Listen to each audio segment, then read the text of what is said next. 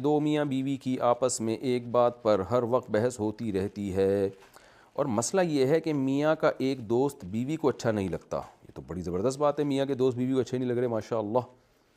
حالانکہ میاں کا وہ دوست بہت نیک اور حافظ اور حاجی بھی ہے، اور میاں اور بیوی خود بھی بہت نیک ہیں، لیکن بیوی کو میاں کا اس دوست کے ساتھ اٹھنا بیٹھنا اور بات کرنا اچھا نہیں لگتا۔ ہو میں سمجھا خود کو اچھا نہیں لگ رہا، وہ اصل میں اچھا یہ نہیں لگ رہا کہ میرا میاں اس کے ساتھ بیٹھتا کیوں ہے، اور میاں سے کہتی ہے کہ یا تو اپنے دوست سے بات کرے یا مجھ سے۔ ایسی صورت میں میاں اور بیوی دونوں کے لیے کیا حکم ہے؟ ہوتا ہے بعض خواتین کو، اب شوہر کے جو قریبی دوست ہے اس سے جیلسی شروع ہو جاتی ہے کہ بھئی مجھے ٹائم دینا چاہیے تھا تو اس کو ٹائم دے رہے ہیں، تو نیچرل ہے، اس میں اتنا پھڈا کرنے کی ضرورت نہیں ہے۔